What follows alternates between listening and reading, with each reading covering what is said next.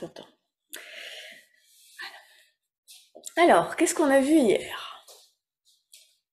Est-ce que maintenant, peut-être les premiers points qu'on a vus, vous vous souvenez? Le premier point qu'on a vu, sur quoi on a réfléchi?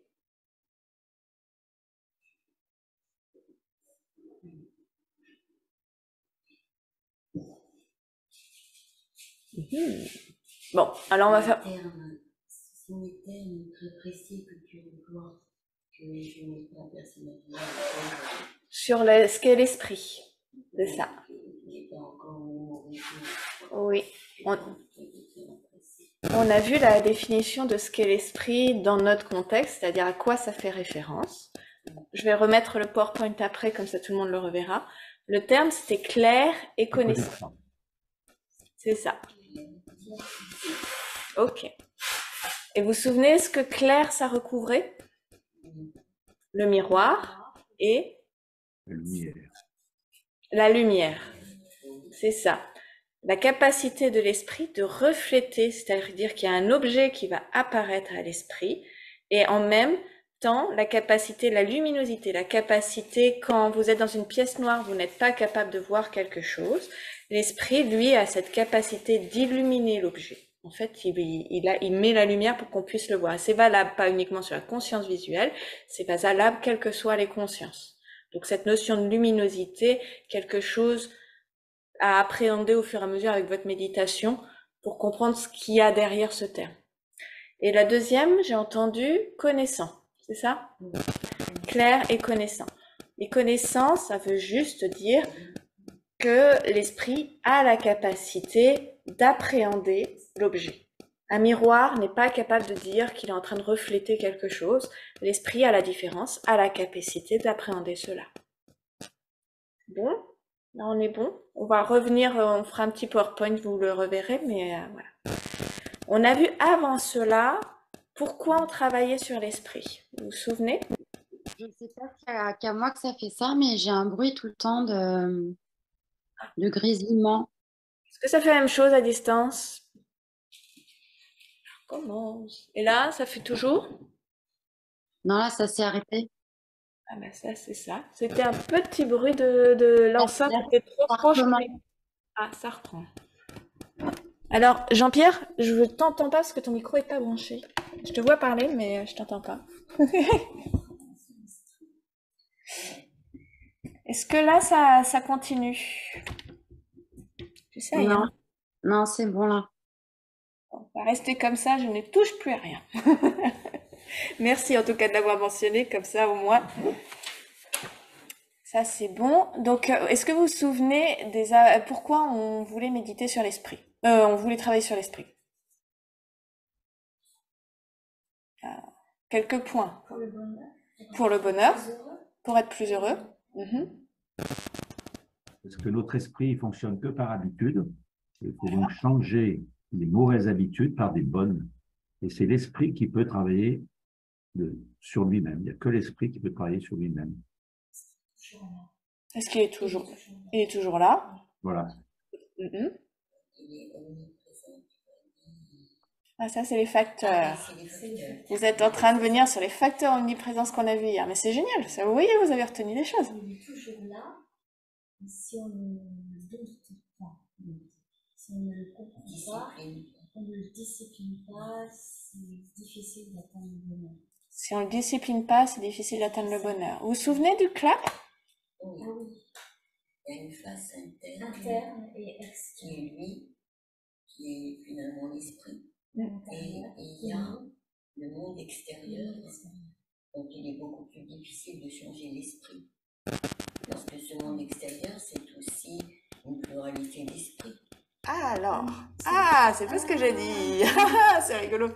Alors le clap, on parle souvent quand on a de la souffrance. En fait, souvent on entend des choses genre il y a que l'esprit, etc. Ça dépend des vues philosophiques qu'on a derrière. C'est-à-dire la compréhension de la réalité qu'on a. Qu'est-ce que la réalité? Est-ce qu'il y a une réalité extérieure ou pas? Là, on va rester sur le Lorig. Le Lorig, c'est une école philosophique qui est peut-être pas le plus haut niveau de réalité. Donc, on va rester sur le fait, il y a des choses extérieures, conditions extérieures, et il y a notre esprit. Quand on a la souffrance, c'est la rencontre d'objets qui peuvent avoir des caractéristiques, on va dire, et de notre esprit, ça fait... Et là, c'est la souffrance. Si on a une possibilité, est-ce qu'on peut travailler sur les conditions extérieures? Est-ce qu'on peut arriver à éliminer toutes les sources de souffrance? Qu'on peut éliminer le fait qu'on est malade, le fait qu'on perde des gens, etc. Très difficile. Ce qui est beaucoup plus facile, c'est la manière dont on réagit, la manière dont on appréhende une même situation. Et ce qu'on avait dit, c'est que suivant les personnes, la manière d'appréhender une même chose peut totalement évoluer en fonction de la manière dont on médite. Et ça, on le voit très facilement. J'avais notamment mentionné, alors il y avait deux choses, une même situation, deux personnes qui regardent la même situation peuvent avoir une réaction totalement différente. C'est là qu'on voit que l'esprit a une importance forte sur la manière dont on va vivre et du coup être heureux ou malheureux. Et même vous-même, vous pouvez voir que en vous-même, à des instants différents par rapport à exactement la même situation, vous pouvez voir que vous pouvez de temps en temps, sur un même phénomène, être super heureux de le voir et peu de temps après, en fait, soit être indifférent, soit détester la même chose.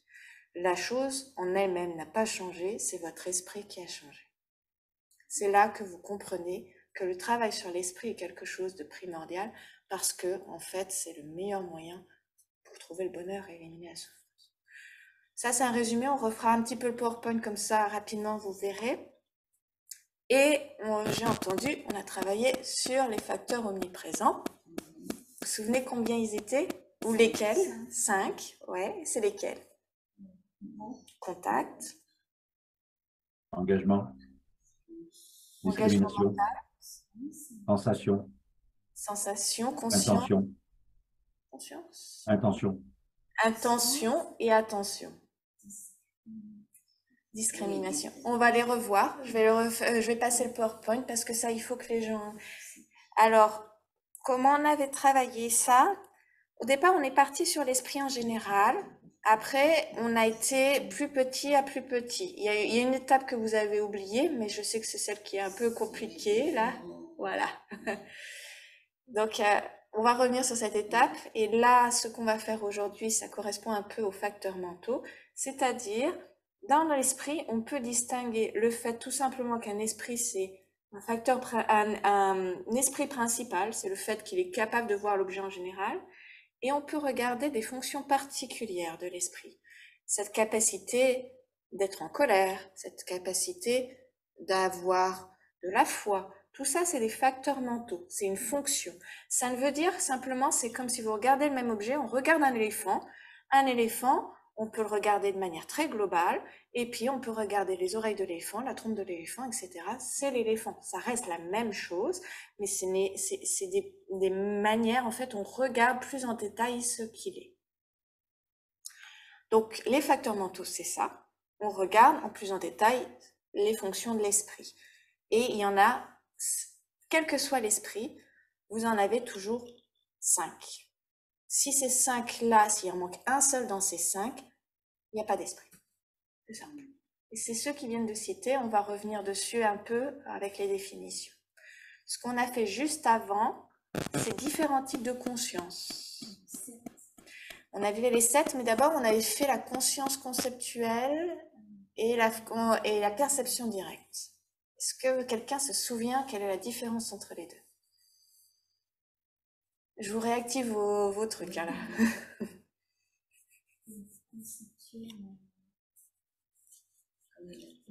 Perception directe, c'est quand on perçoit directement l'objet par les 5 sens, les 5 consciences sensorielles. Et le conceptuel, c'est celle qui est perçue par le mental. Mais le mental peut percevoir aussi des fois, avoir une perception directe dans le cas de la vacuité ou du non-soi, par exemple. Par exemple, mais pas que. Et c'est ça. Alors, perception directe, toutes vos perceptions sensorielles sont directes. Ça veut dire qu'il n'y a pas d'intermédiaire. Vous voyez un poteau ou un mur, vous voyez directement la couleur et la forme, elle apparaît dans votre esprit directement. Il n'y a pas d'intermédiaire. Une perception, une conscience conceptuelle, la différence, et c'est ça que vous n'avez pas dit, c'est que apparaît un objet qu'on appelle une généralité de sens. Si vous pensez à un chat, ce qui va apparaître dans votre esprit, c'est un objet qui aura des caractéristiques non communes, mais ça sera pas un chat, ça pourra avoir la forme du chat, mais par exemple, vous ne verrez pas le chat qui respire, par exemple, si vous y pensez. Vous penserez à un chat, vous penserez à une forme. Généralement, on pense à une forme. Ou vous pourrez penser au fait qu'il ait des poils, ou le fait qu'il ait des moustaches. Mais vous verrez quelque chose qui n'est pas directement la chose. Ce qui veut dire que dans le conceptuel, vous ne voyez pas toutes les caractéristiques de l'objet. Contrairement à une vision directe. Direct, vous voyez tout d'un coup. Il n'y a pas d'interface, il n'y a pas de truc entre les deux. Donc, vous avez accès directement à ce que c'est. Conceptuel, vous voyez des caractéristiques. Il n'y a pas une qui est bien et une qui est mauvaise, parce que on a besoin de concepts pour se développer. Exemple, quand on travaille sur la compassion, tout à l'heure, je vous ai fait visualiser des personnes qui venaient autour de vous. Donc, celles que vous faisiez apparaître, en fait, c'était en fait des généralités de sens qui apparaissaient dans votre esprit. C'était pas les personnes directement. Et sur cette base-là, vous pouvez étendre votre compassion. Donc, il n'y a rien de, il n'y a pas une qui, non, il faut pas le faire et l'autre qu'il faut le faire. Non, non, non. Les deux sont utiles. Ça dépend comment vous l'utilisez. Les deux peuvent aussi être fausses. Donc, les deux. Même la directe peut être fausse. On va le voir tout à l'heure. Je vais, pour faire un petit peu une révision et puis vous faire un petit peu, j'ai un petit film pour vous, ça va être rigolo. On va faire tout de suite le PowerPoint pour refaire, remontrer tout ce qu'il y a. Tout ce qu'il y a, les 7 dont on a parlé. C'est plus simple avec un petit PowerPoint. Toi, Jean-Pierre? Jean-Pierre n'a pas parlé, je confirme, il n'a pas mis son micro. Oh, t'arrives pas? Ah, attends. Je viens de te demander de réactiver le son, peut-être que tu peux mettre oui.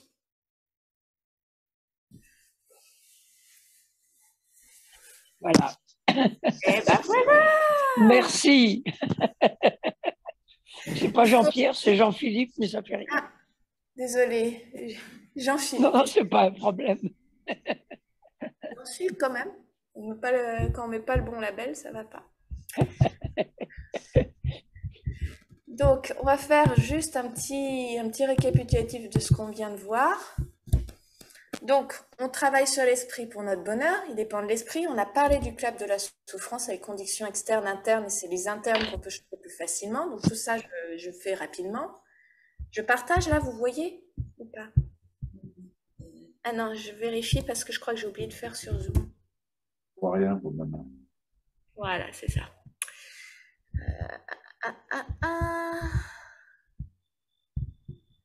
Partager en même temps. Et ça devrait marcher si je fais ça. Yes. Dans une même situation, on peut avoir des perceptions différentes, ça on l'a dit. Une chose qu'on n'a pas forcément dit, nos actions corps, parole, esprit proviennent de l'esprit. Et ça, c'est vraiment important, ça veut dire chacune de nos actions, et du coup, les conséquences qu'elles auront dépendent de la manière dont on va travailler sur l'esprit. On a dit l'esprit fonctionne par habitude, vous voyez, vous avez bien retenu pas mal de choses. Et l'importance du coup de connaître pour agir de manière juste. Et c'est important aussi de connaître l'esprit, la base de connaissance. Si on sait comment l'esprit fonctionne, on aura une meilleure connaissance de comment on pourra l'adapter dans notre vie quotidienne et on pourra expérimenter ce que vous allez apprendre aujourd'hui.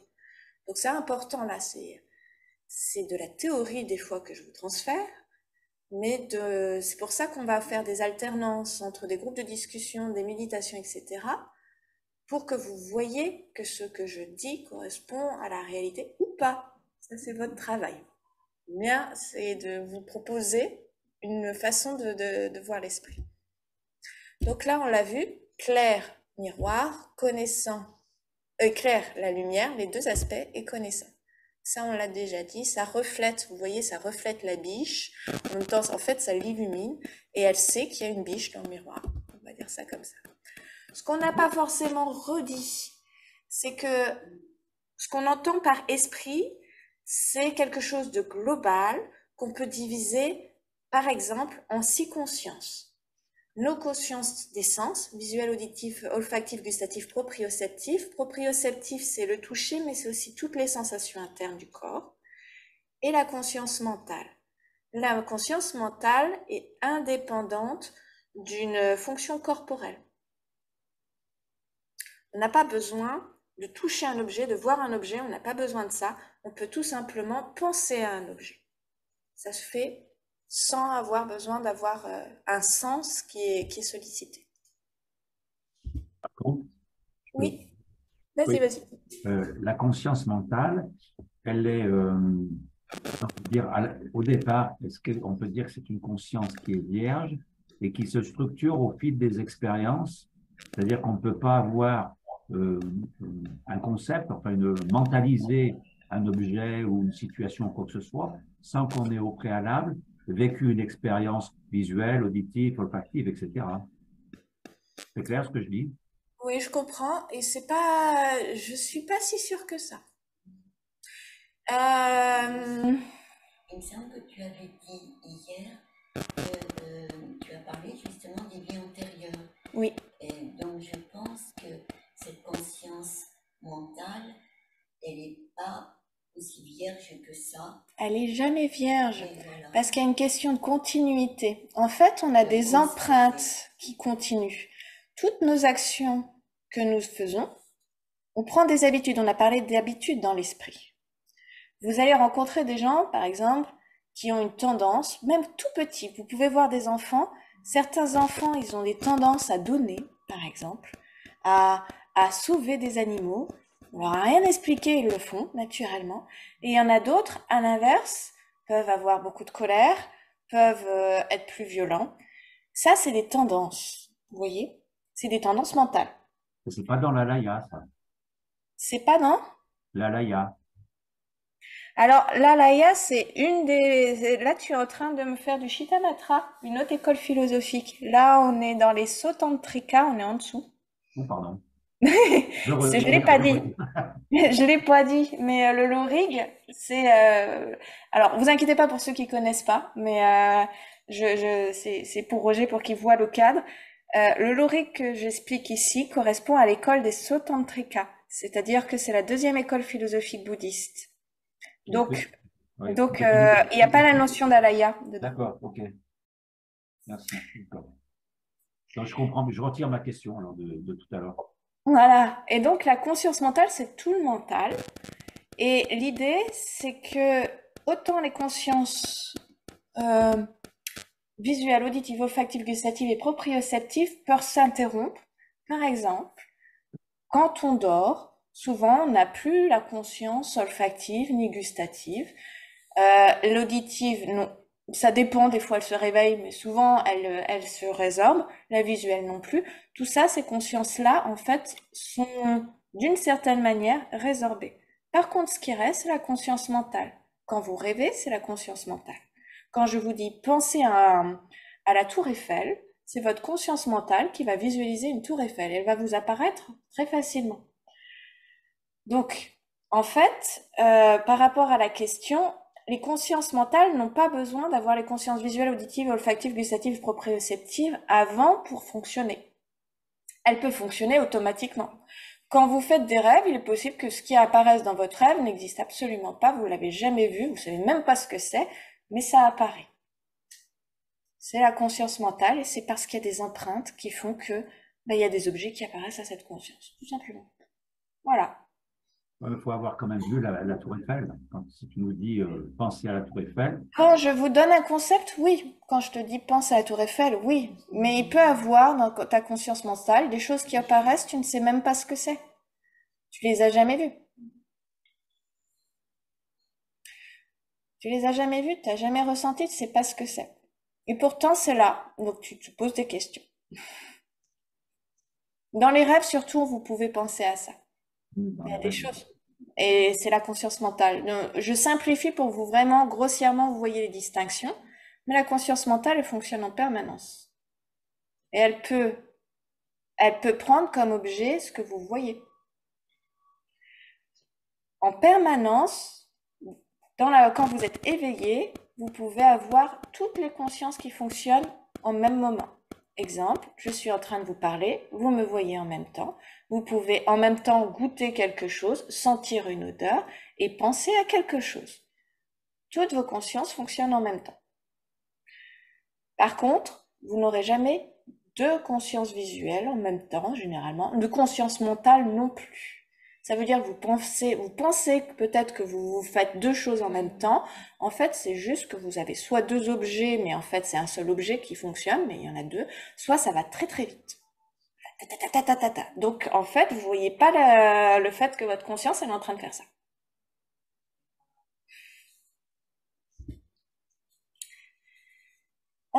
Voilà, celle que vous avez eu des difficultés, et ça m'étonne pas que vous ayez plus de mal à le redire. Une fois qu'on a parti sur les choses relativement faciles à comprendre parce que très proches de ce qu'on vit, il est important de savoir si ce qu'on vit est vrai ou pas. Pourquoi? Si vous voyez quelque chose, vous croyez qu'il existe, vous commencez à vous mettre en colère, vous créez une action, et qu'au final, cette chose, elle n'existait pas du tout au départ, là, vous avez créé de la souffrance pour vous-même, pour rien. Donc, on essaye de diviser l'esprit en disant ce qui est valide de manière cognitive, c'est-à-dire la connaissance de l'objet est-elle exacte ou pas.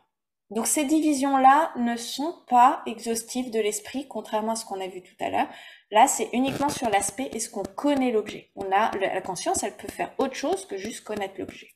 Exemple, quand on a la bodhicitta, générer l'amour, l'aspiration d'aider tous les êtres, etc. C'est une aspiration. On connaît pas un objet, on n'essaye pas de connaître l'objet. C'est une aspiration, c'est pas la même chose. Donc là, c'est pour la partie cognitive. On a un objet, est-ce qu'on le connaît? Et donc, on va partir du bas. On peut avoir beaucoup de conscience fausse, c'est-à-dire on ne connaît pas l'objet. Conscience de doute, c'est souvent notre conscience, elle oscille entre deux. Pardon, oui. Sophie, tu définis conscience fausse, on ne connaît pas l'objet. Mais le souci, c'est qu'on pense le connaître. Oui, tout à fait. Voilà. Donc, quand tu dis on ne connaît pas l'objet, oui, on se trompe. On se trompe, c'est ça. C'est-à-dire que l'objet apparaît et on s'engage sur l'objet en croyant qu'il existe. Et là, tu me fais la transition, donc on va tout de suite voir un truc. On va faire tout de suite le film. Tu vas voir. Ce qui est dramatique, c'est que la personne, c'est qu'on ne le sait pas. Oui, vous ne le savez pas, vous allez le voir tout de suite. Alors, j'espère que vous voyez bien à distance. Ouais, ça marche. Alors, le film est en anglais, vous allez l'entendre en anglais, mais je vous traduirai au fur et à mesure. At any one moment, we are being bombarded by sensory information. À chaque moment, on a énormément de perceptions sensorielles. Our brains do a remarkable job of making sense of it all. Ils disent que notre cerveau c'est pour ça que j'ai fait un lapsus. Notre cerveau fonctionne très bien pour arriver à qu'on fonctionne. It seems easy enough to separate the sounds we hear from the sights we see. Là, il nous parle de deux consciences, conscience visuelle, conscience auditive, et disent c'est facile de distinguer les deux. But there is one illusion that reveals this isn't always the case. Là, il dit qu'il y a un problème. Have a look at this. What do you hear? Qu'est-ce que vous entendez?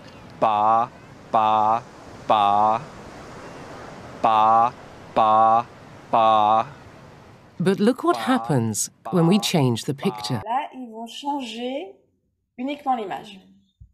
Continuez.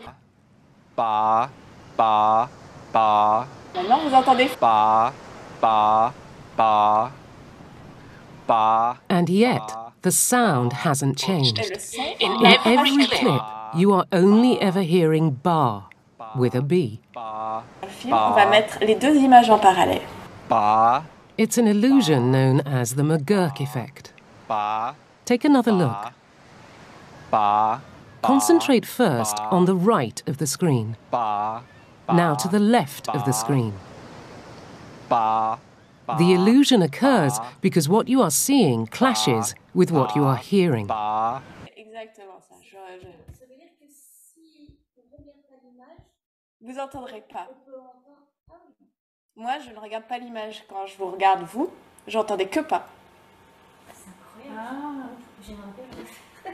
Vous voulez que l'on le repasse? Oui, je vais pas regarder. Sans regarder. Ah oui, parce que là, je suis bluffée. Et moi, je comprends pas trop. Anne-Sophie, on t'a pas bien entendu. Vous entendez pas? Dans la traduction, ça a été un peu compliqué. Alors, je vais vous le redire là avant le film. Il D'accord. va vous expliquer au départ que votre perception, à chaque instant, vous avez énormément de perceptions sensorielles. Que votre cerveau, il fonctionne très bien, il arrive à gérer tout ça pour que vous soyez efficace. Néanmoins, il va vous montrer une illusion qui existe, c'est-à-dire qu'il va monter une image sur un son. Au début, la première image que vous allez voir, elle est réelle. Vous allez entendre et voir quelqu'un qui dit pas. Deuxième moment, vous allez voir autre chose et toujours la même bande son. Et là, vous vérifiez ce que vous entendez. Regardez et écoutez. La troisième chose, vous allez voir les deux images en parallèle et comme vous voyez les deux images en parallèle, c'est forcément le même son. Vous allez regarder à gauche et regarder à droite et là, vous allez être convaincu que votre cerveau est capable de transformer ce que vous croyez être vrai. On recommence? Est-ce que c'est bon pour l'extérieur? C'est bon? Oui, c'est bon, merci. Donc du coup, là, ça va être que en anglais, mais je voulais...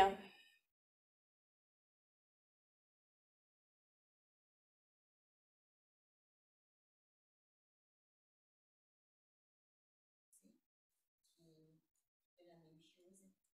On met une bande de papier au mur avec des carrés de différentes couleurs.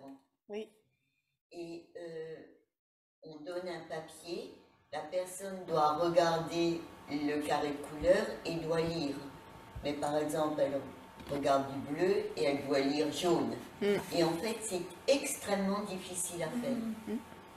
Extrêmement difficile de ne pas dire La couleur que... ouais, oui. ouais. C'est là que vous voyez que ce que vous croyez être n'est pas forcément ce que vous percevez, même dans les sens directs, peut être transformé. Alors la question est, est-ce que c'est la conscience visuelle ou la conscience mentale qui est en train de jouer là et qui est en train de corriger? Parce qu'il y en a une qui est en train de corriger. Elle voit quelque chose. Je pense que c'est la conscience mentale qui est en train de corriger le truc, mais j'en suis pas totalement certaine. Il faudrait que je demande à un guichet pour être sûre. Mais elle entend le bon son. Il n'y a pas de problème, le son, il apparaît. Le seul truc, c'est qu'elle voit une incohérence entre l'image et le son, elle corrige. Ah oui, c'est instantané. Votre conscience, quand je vous dis qu'elle va très vite, elle va à une vitesse, mais vous imaginez même pas. Elle a une... Donc dans ce cas, c'est la conscience visuelle qui prend le pas sur la conscience auditive. C'est exactement ça. C'est la conscience mentale qui doit bouger la conscience auditive. Et on croit que c'est juste. Vous êtes persuadé d'entendre ça. Est-ce qu'on peut, sans dévier par rapport à ce que tu nous dis, mais ces fameuses images subliminales dont on parlait à un moment donné et qui dénonçaient des travers de la société de consommation, ça c'est autre chose. Dans le cinéma, on ingérait mais à une grande vitesse des petites images pour donner envie de manger du sucre. Mais non, mais je veux dire, c'est autre chose, c'est qu'on est capable. Quand même. Oui, en fait, non, même la conscience visuelle va très vite, elle va tout comme ça. Sauf qu'en fait, ce qu'on reçoit, on a énormément d'informations. Vous imaginez tous les stimuli que nous sommes bombardés de stimuli, ils ont totalement raison. On a un filtre en fait. Même sur les trucs directs, on a un filtre. On reconstitue d'une certaine manière notre réalité. Pourquoi? Parce que par exemple, nos deux yeux, là vous avez un espace où vous ne voyez rien. Il y a un endroit où il y a un point où normalement vous ne devez rien voir. Vous ne le voyez pas ce point. C'est que votre conscience est en train de reconstituer toute l'image complète. C'est très intéressant de comprendre ça, parce qu'on croit, comme tu disais tout à l'heure, conscience fausse, on revient sur les divisions de tout à l'heure. Conscience fausse, alors il faut que je repartage l'écran parce que je crois que j'ai arrêté le partage. Voilà. Je suis un peu embêté là, parce que Pourquoi? j'ai pas bien compris. Qu'est-ce que tu n'as pas compris? La vidéo? Ouais. Ah, bah alors attends, on revient, j'arrête le partage tout de suite, on va tout de suite discuter. Sur la fin, j'ai pas compris ce qu'il fallait comprendre. Est-ce que tu as entendu fa quand on a mis la personne ne prononçait pas la même chose? Est-ce que tu as entendu un son différent? J'ai entendu pas à chaque fois. T'as pas entendu le fa? Non. Il regardait ou pas? Est-ce que tu regardais l'image en même temps? Oui. Ah, ça c'est extraordinaire. Ah ouais. Tous les gens ici, ils ont vu l'illusion. Alors, est-ce qu'il y a une autre personne à distance qui l'a pas entendu? Je veux juste vérifier. Alors, toi aussi, attends, je te redemande de réactiver ton son, Jean-Philippe, parce que Et j'ai absolument pas compris ce qui se passait. t'as pas entendu le fa? J'ai entendu un fa ou un pas, j'en sais rien. C'est ça. Mais Toi, je ne sais pas. En fait, c'est plus facile quand vous êtes ici parce que je projette et vous comprenez mieux. Le son est toujours le même. C'est toujours pas. Il n'y a pas de fa. Les gens qui étaient ici ont fermé les yeux. Quand ils ferment les yeux, je peux le remettre encore une fois, quand ils ferment les yeux, ils n'entendent pas fa, ils entendent pas. Bah oui, pas, ouais, pas. Quand ils ouvrent les yeux et que la personne prononce fa, mais que la bande son est pas, ils entendent fa. Vous comprenez? Oui, j'ai compris. Mais moi, j'ai entendu pas à chaque fois. Moi aussi, ouais. Pas à chaque fois, ouais. Alors ouais, peut-être moi aussi, hein. peut-être les moteurs, ça marche pas bien, je sais pas. Il faudrait, voilà pourquoi il faut que vous veniez. Oui, à Saint-Côme. Non, c'est à Paris, à Paris. Ah oui, c'est à Paris. Oui, d'accord. C'est la bande son, je pense. C'est possible que ça soit à distance. Ah, alors, ce que je vais faire, je vais vous l'envoyer, vous allez me mettre dans les commentaires vos mails. Je vais vous l'envoyer et à la pause de midi, vous allez le regarder. Ok? Vous allez vérifier parce que si vous regardez directement sur l'écran, je suis sûre que ça va marcher. C'est la latence. Mais je pense que voilà, c'est le problème, hein, le à distance. Vous voyez, il faut être là. Ouais. Et donc du coup, vous allez voir l'illusion. Et ça marche pour tout le monde. J'ai jamais vu personne, ça marchait pas. Si ça marche toujours pas, Roger, là j'adore. Je suis intéressée. Je suis un cas particulier. Ah non, ça veut dire que tu as une perception qui est bien affûtée. Non, mais moi j'attends de voir ça. Donc, bon, bah du coup, ça marche pas pour ça à distance, mais c'est pas grave, je vous l'envoie, mettez-moi le mail et puis en même temps, je vous enverrai la bibliographie que j'ai envoyée aux personnes d'hier qui étaient ici. Donc, conscience fausse, petit problème, lesquels? Voilà. Conscience de doute, on s'en rend compte. Souvent, on oscille entre deux. Hein. On se dit, est-ce que ça existe, est-ce que ça n'existe pas? Est-ce que c'est rouge, est-ce que c'est bleu? Est-ce que c'est permanent, est-ce que c'est impermanent? Bon, ça, c'est plutôt facile. Percepteur direct qui ne discerne pas un objet, on va aller vite, mais c'est par exemple, vous avez un tremblement de terre, je suis en train de vous parler, je peux vous assurer que vous ne m'entendrez pas. parce que vous allez commencer à penser à sauver votre peau et vous n'entendrez pas ce qui va se passer. Donc, c'est un percepteur direct, vous avez bien une conscience auditive qui entend, mais vous ne discernerez pas ce que j'ai dit. En fait, c'est un manque d'attention. Non, elle fonctionne. Elle fonctionne. Elle fonctionne vraiment. C'est pas comme si vous étiez dans le rêve ou en train de dormir. Vous avez vraiment quelque chose, seulement ça ne discerne pas. L'objet apparaît. Hein. L'objet apparaît, la conscience, d'une certaine manière, elle le voit apparaître puisque c'est direct. Mais c'est juste, elle le schlac. Et là, ça va faire la transition sur les facteurs déterminants dont on va parler tout à l'heure. Oui, mais je disais simplement, Sophie. C'est pas inattentif. C'est pas inattentif. C'est pas inattentif. Le problème auquel serait confronté un enseignant, il fait son cours, l'élève regarde bien, et en fait, il est ailleurs. C'est-à-dire, il est face à son objet, mais il ne le discerne pas.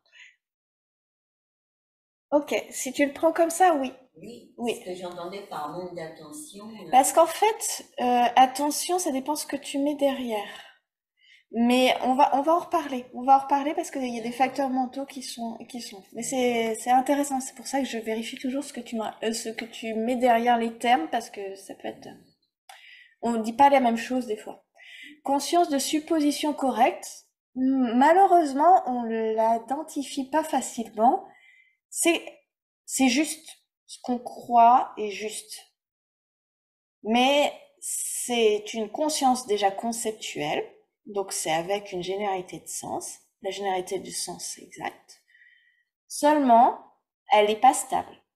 C'est par exemple dire je suis impermanente. Je suis impermanente. Je change d'instant en instant. Seulement, je dis ça, je pense ça, mais je dis pas de cause. Je dis pas je suis impermanente parce que je suis faite d'énormément d'atomes, d'instants de conscience et que ça bouge en tout le temps, etc. Non, je dis juste je suis impermanente. Mais c'est pas la raison, on n'en est pas convaincu. Soit il n'y a pas de raison, soit elle est fausse, soit on n'est pas convaincu. Donc l'objet est juste, mais c'est pas stable. C'est une conscience qui est pas stable. Quand on travaille en méditation, on a souvent des consciences de supposition correctes. On croit qu'on sait. Mais si on gratte un petit peu, si quelqu'un vous pose une question, elle sera pas stable. Est-ce que ça veut dire que ça n'est pas ressenti? Ça peut être ressenti. Alors, ça peut être ressenti, mais c'est pas suffisamment stable, c'est pas suffisamment une réalisation pour que on soit convaincu dans le temps.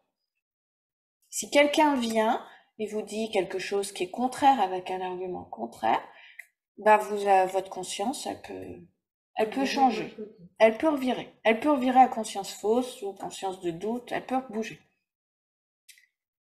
Est-ce que c'est vrai?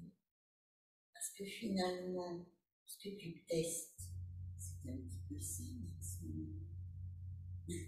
Oui. Chez nous. Oui. C'est-à-dire que on est perçu conscience de supposition correcte. C'est ça.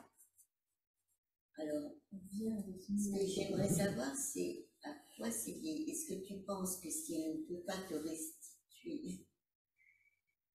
Tu peux restituer les choses, mais c'est pas suffisamment encore ancré. En fait, quand on travaille sur du travail spirituel, on dit qu'il y a 3 étapes. Il y a l'écoute. T'écoutes la chose. Tu l'écoutes, tu l'entends, et tu apprends comme ça. C'est la première. La deuxième, la réflexion.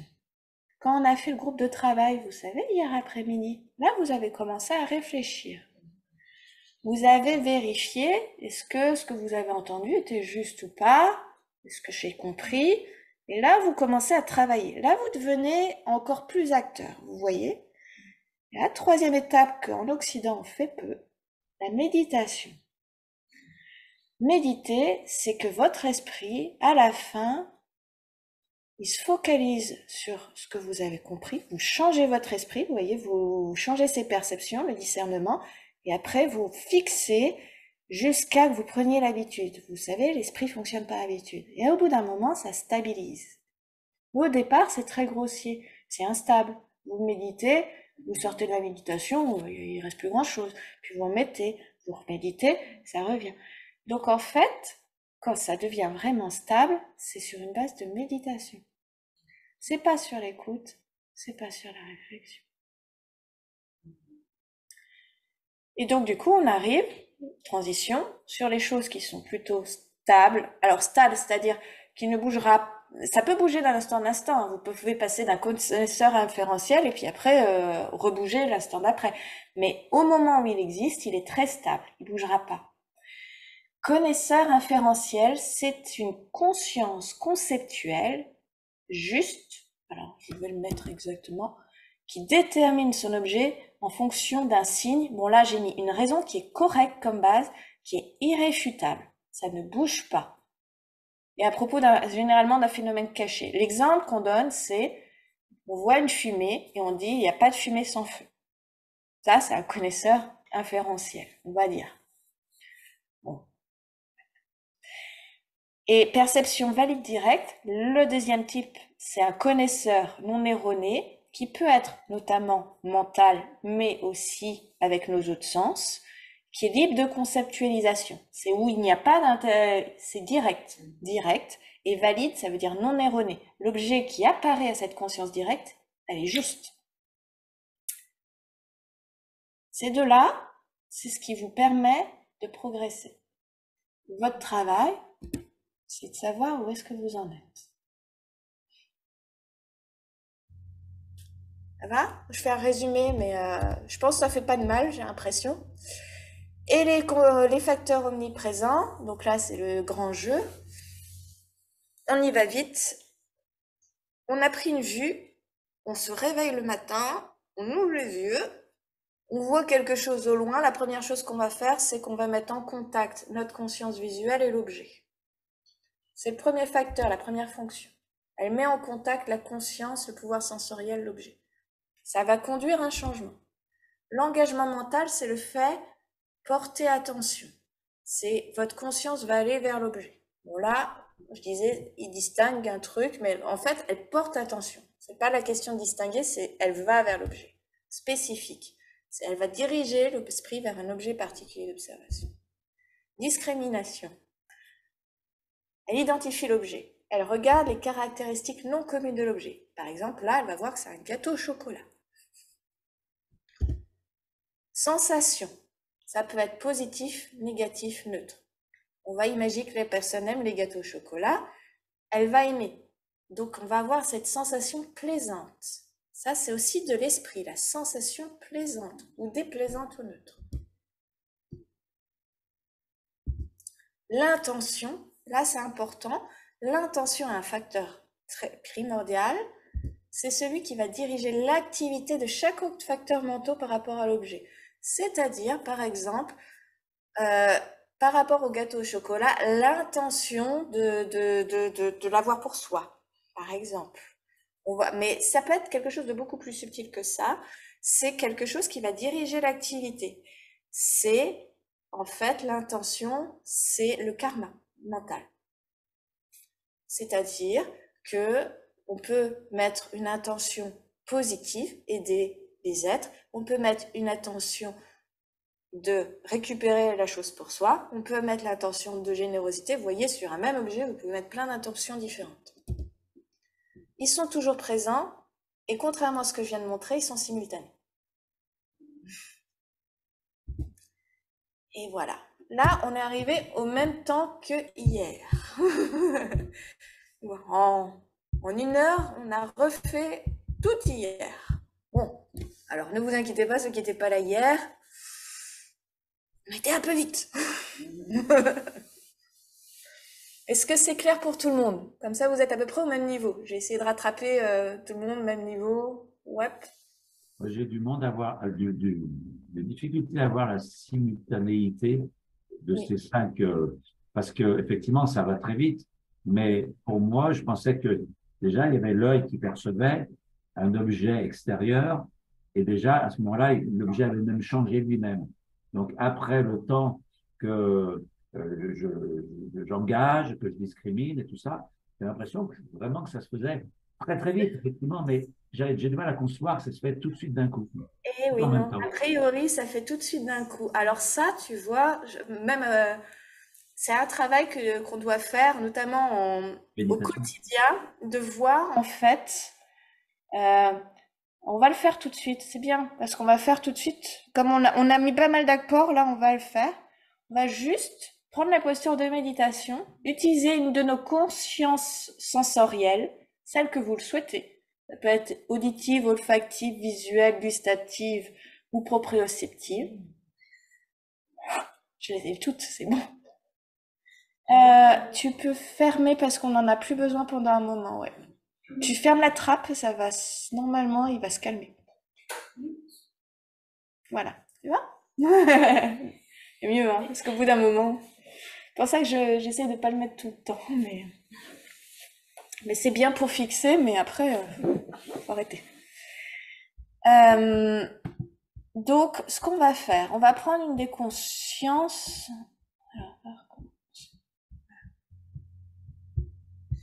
Conscience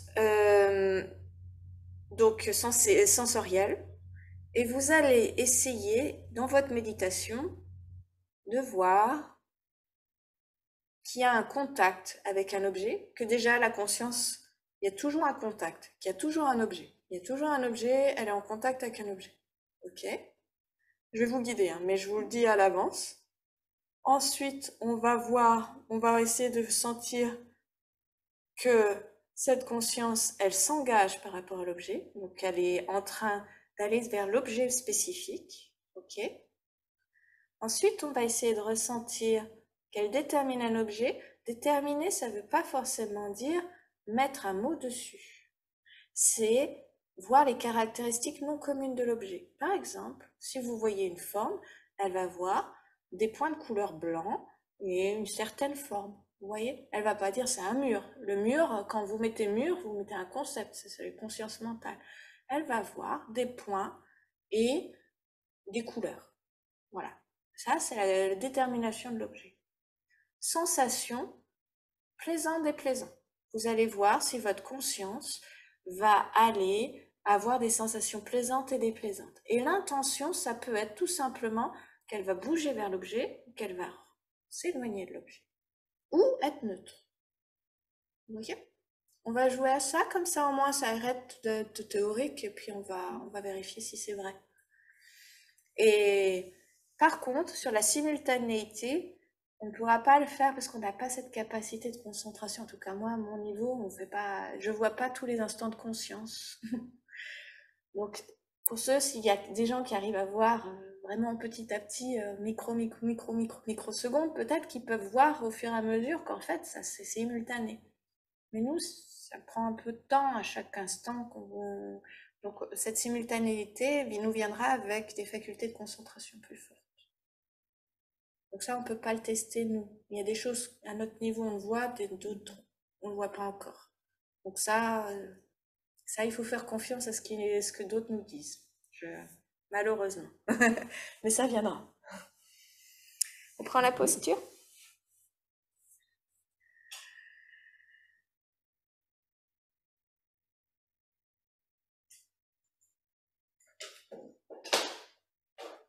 La première chose que vous allez faire, c'est tout simplement utiliser votre conscience proprioceptive pour vérifier votre ancrage,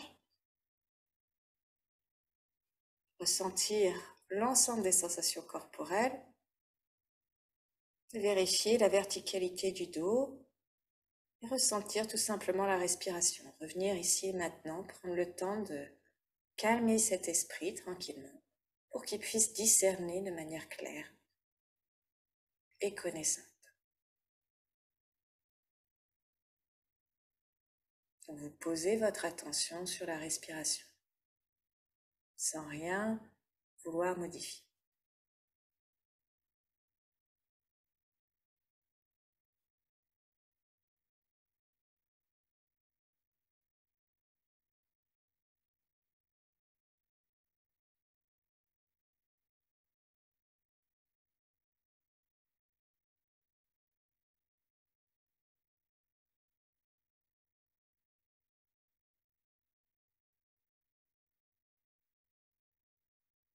Et vous allez prendre une de vos consciences sensorielles, auditives, gustatives, visuelles,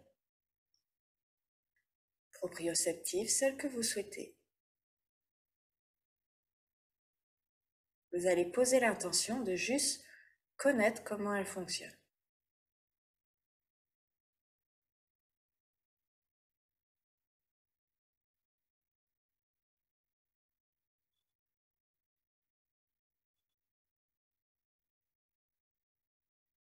Et vous allez voir si cette conscience a en permanence un contact avec un objet.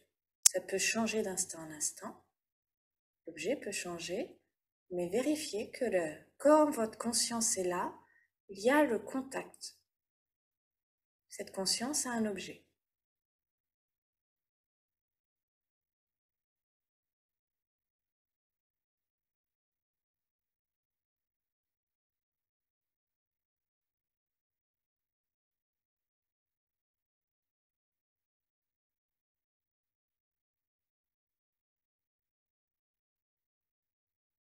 Maintenant, vous allez regarder si cette conscience s'engage, donc s'il y a le facteur engagement mental par rapport à l'objet. Ça peut être plus ou moins important, c'est juste, elle porte l'attention sur l'objet.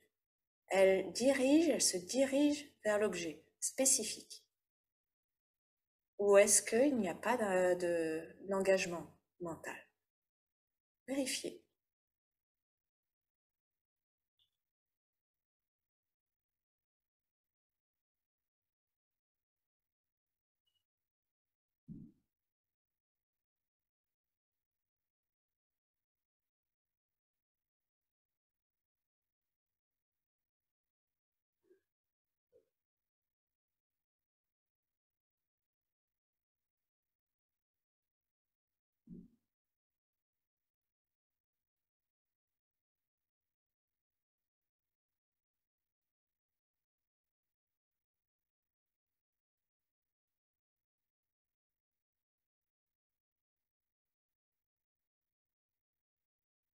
Maintenant, vous allez vérifier si la conscience détermine les caractéristiques non communes de l'objet. Si c'est la conscience visuelle, est-ce qu'elle est capable de percevoir les couleurs et les formes spécifiques de l'objet? Si c'est une conscience auditive, les variations, modulations de son, et ainsi de suite. La détermination, c'est capable de distinguer l'objet d'autre chose.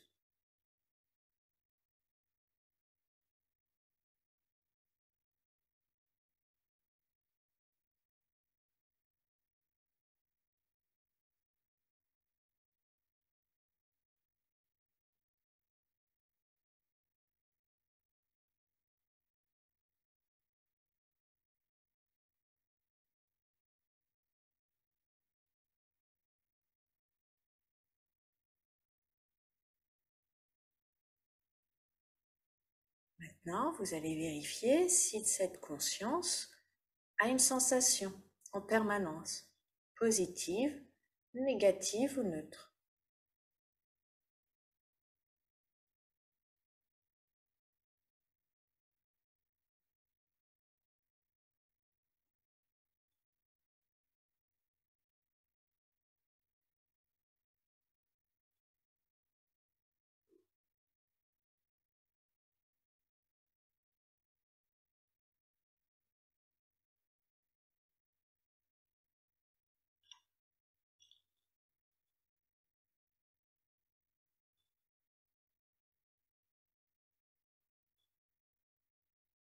Ça peut être une sensation de plaisir ou de souffrance ou de neutralité.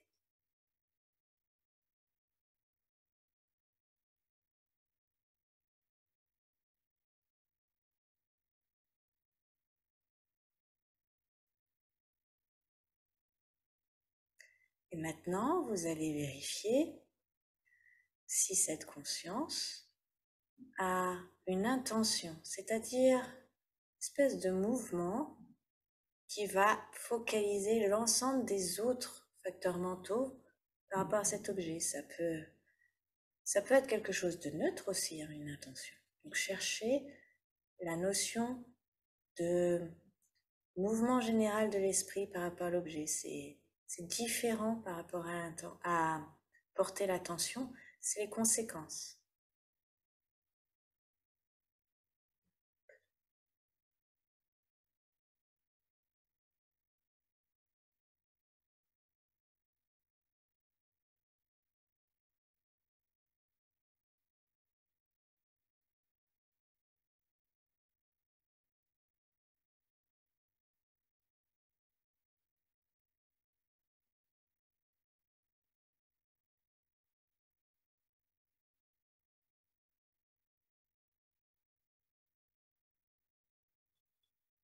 Et vous allez reprendre conscience maintenant d'une manière plus générale de l'ensemble de vos consciences corporelles, tous les sens plus la conscience mentale.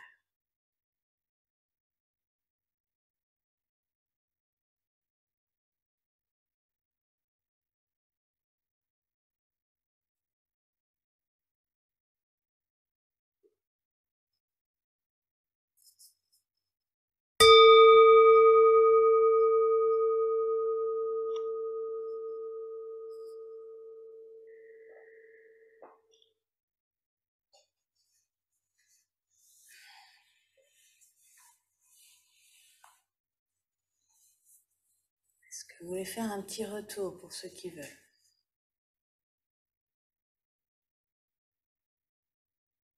Est-ce que ça veut dire qu'on a deux objets, la conscience mentale plus la conscience, moi par exemple, pour l'objectif, c'est deux objets?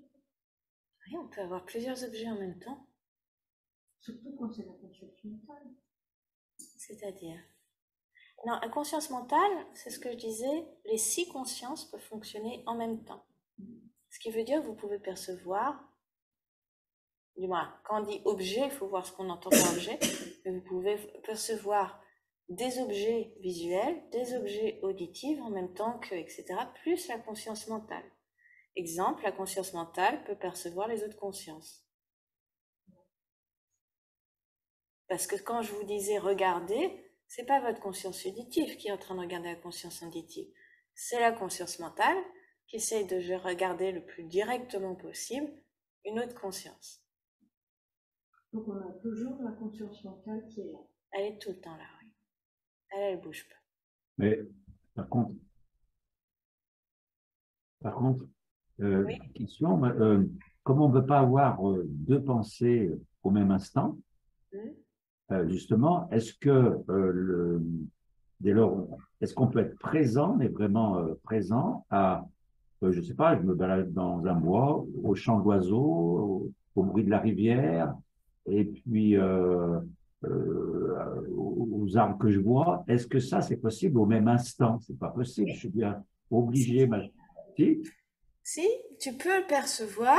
Après, si tu veux dire en même temps, j'entends le rossignol, je vois le machin, et donc tu veux mettre des concepts en même temps sur les choses, a priori, ça marche pas très bien. Ça va être successif. Faut pas nommer, en fait. Tu peux pas, en fait, toutes les consciences directes, donc les consciences sensorielles sont directes, elles peuvent fonctionner en même temps. Par contre, les conceptuelles, et toutes les conceptuelles sont mentales. La mentale n'est pas obligatoirement tout le temps conceptuelle, mais toutes les conceptuelles sont mentales. Forcément, elle a qu'un seul... un objet, ça veut pas dire, par exemple, ma conscience visuelle, là, en même temps, je suis capable de percevoir les murs, les couleurs, les personnes dans la salle. Tu vois, un objet, c'est pas juste ce qu'on appelle un objet de manière classique. Là, je vois toutes les formes d'un coup. Mais si tu veux identifier particulièrement telle personne, là, par contre, tu le fais de manière successive. D'accord. Donc, en fait, quand on perçoit, ce n'est pas une pensée. C'est autre chose que d'avoir deux pensées au même instant, qui est juste impossible. Par contre, on peut percevoir, la conscience peut percevoir, dès lors où on nomme pas, on ne conceptualise pas, une multitude de choses. Oui, on peut voir une multitude de choses en même temps. D'accord. Ça veut dire aussi que chaque pensée, c'est un concept. Les pensées sont des concepts. Que des concepts, en fait. En fait, conceptuel, ça veut dire que tu as une image de une généralité de sens qui apparaît. Une pensée, tu utilises une généralité de sens. Par contre, si tu utilises ta conscience mentale directe, c'est ça qui devient compliqué, la partie directe de la conscience mentale, tu peux voir plusieurs pensées en même temps. Tu peux voir quoi? Plusieurs pensées en même temps. Comme quoi, par exemple? Le Bouddha? Ah, d'accord, ok. Est-ce qu'on peut C'est avoir... facile avec lui. Pardon. Pas spécialement pour moi. Oui, pardon. Parce que, en fait, quand on dit Bouddha, il fonctionne sur la conscience mentale directe. Il peut percevoir de manière simultanée toutes les pensées de toutes les personnes en même temps. Et dans le temps. Et dans l'espace. Faut être éveillé, quoi. Non, mais nous aussi, on a cette capacité-là si on va sur la conscience mentale. Moi, je mets des extrêmes parce que c'est plus facile pour expliquer de pas mettre de nuances quand je vais vite. Mais on a aussi une conscience mentale directe. Hein. Elle peut être directe. Hein. Il n'y a pas que quand on perçoit l'activité qu'on peut arriver à... Exemple, vous pouvez avoir votre conscience mentale qui regarde une autre conscience. Conscience mentale qui regarde la conscience auditive. Un peu ce qu'on a... On a commencé à y travailler un petit peu quand on travaillait la conscience mentale qui regardait les états d'esprit. Alors, on n'était pas encore sur du direct, mais on sent que c'est possible de voir directement l'état d'esprit. Mais ça, Est-ce que je peux poser une question? Oui, vas-y, Catherine. En fait, je voulais te demander quelque chose. Moi, j'ai une conscience très, très forte de mon corps. Est-ce que c'est parce que j'ai travaillé en méditation? Je ne sais rien. Mais moi, j'ai des sensations. C'est comme si je sens des masses, des douleurs et tout. Et en fait, j'ai l'impression que quand j'observe ça, mais j'essaie d'avoir à ce moment-là une vue d'ensemble parce que j'ai des peurs qui montent. Et donc, quand j'essaie d'avoir une vue d'ensemble de toutes ces sensations proprios, je ne sais pas comment on peut appeler ça, à ce moment-là, j'ai l'impression que ça se diffuse plus au niveau du corps. Tu vois que si je reste fixée sur une seule sensation, est-ce que tu peux comprendre ce que je dis? Donc, en fait, si tu veux, c'est comme si, par exemple, je sens tout d'un coup que ça commence dans le corps. Je sens au niveau de ma jambe gauche que ça commence à pétiller dans ma jambe, comme s'il y a de l'électricité qui bouge. Et puis, ça va dans mon ventre. Et puis, ça travaille dans ma tête. Et c'est comme si je sens vraiment le circuit énergétique qui travaille au niveau du corps.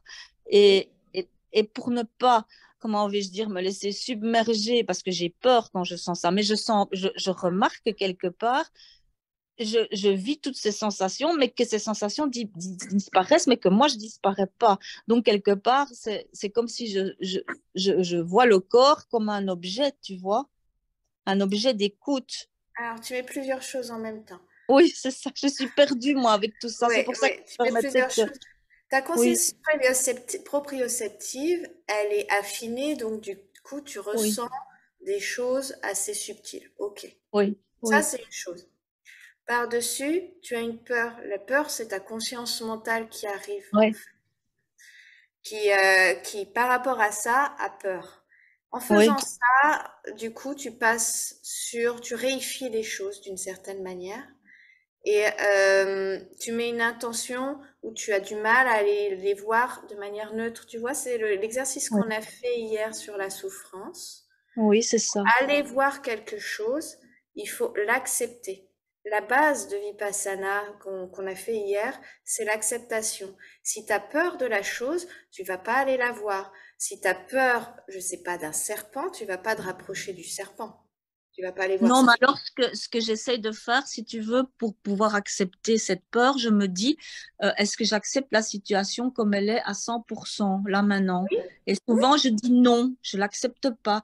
Et le fait de me dire que je ne l'accepte pas et de reconnaître quelque part que je ne l'accepte pas, j'ai l'impression qu'à ce moment-là, ça change quelque chose. Tout à fait, parce qu'en fait, là, on parlait des sensations proprioceptives. Oui, mais Par-dessus, là, tu as la peur. La oui, peur, tu peux accepter d'avoir peur. Ça, tu peux l'accepter.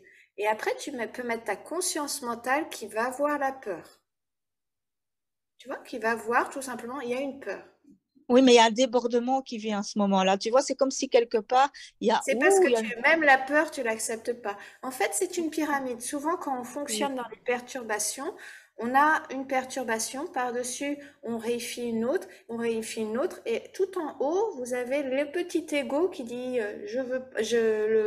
qui joue, en fait. Il y a quelque chose qui réifie la pyramide, elle se cristallise, en fait, tout simplement parce qu'on ne va pas voir. Oui, c'est ça. Et du coup, on met sur des concepts. Il faut aller au plus subtil, va voir le jeu directement. Mais ça, je peux pas te le faire là parce qu'on est vraiment sur un enseignement particulier de l'esprit. Oui. Il faudrait que tu fasses des journées ou des retraites Vipassana pour qu'on te fasse les réglages par rapport à ça. Mais j'habite en Belgique là pour le moment, tu vois. Bah, Ok. c'est ça Mais que je voulais. Oui. C'est pour ça que je voulais. Oui, Mais je sinon, voulais voir. peut-être, du moment. Si un jour tu viens, si c'est possible de venir, tu vois, des fois on fait des introductions Vipassana ou des choses comme ça.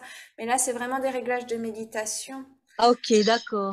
Mais pour t'expliquer le concept qui est derrière, et là c'est adéquat par rapport à cette journée, c'est que tu as ta conscience proprioceptive, donc elle est directe. Par-dessus, tu as de la conscience mentale qui est en train de te rajouter des concepts sur des concepts, sur des concepts, sur des concepts, sur des concepts. Et ça fait une jolie pyramide de concepts. L'idée, c'est d'arriver à accepter cette pyramide et d'aller la voir. D'accord. D'où l'intérêt d'avoir la conscience mentale peut être directe, oui. Même chez nous. Heureusement. Sinon, ça Merci beaucoup. Autre solution par rapport à la peur, tes sensations. En soi, des sensations, elles peuvent pas faire du mal, hein. Non, c'est parce qu'en fait, j'ai eu beaucoup d'attaques de panique et voilà, j'ai toujours vécu ça difficilement. Et donc, j'essaye maintenant, parfois, je me mets dans le fauteuil et je me dis, OK, et je fais un peu comme, je me dis, je fais un peu la morte, c'est un peu ça, quoi. Mais c'est me laisser traverser par ce qui est, quoi. Ben ça, c'est une façon de faire. Tu essayes dans le direct, mais tu peux aussi utiliser du concept. C'est ça aussi, hein, le conceptuel n'est pas négatif en soi. Quand on travaille sur l'amour, la compassion, etc., on travaille avec les concepts, on travaille avec, au départ, on utilise des concepts pour changer nos perceptions. Donc là, par rapport à ce que toi tu as, tu peux faire des méditations analytiques pour essayer de modifier la situation pour la voir d'une autre manière. Tout simplement. C'est pas obligé uniquement d'être dans du direct. Ok. Merci. Désolée. Je sais pas trop bien à quoi, mais bon, c'est déjà des pistes, quoi. C'est des pistes, mais après, faudrait guider. Là, ouais. Ouais. Désolée, hein, j'ai essayé de répondre. Non, mais ça va. Il n'y a pas de problème. Merci beaucoup.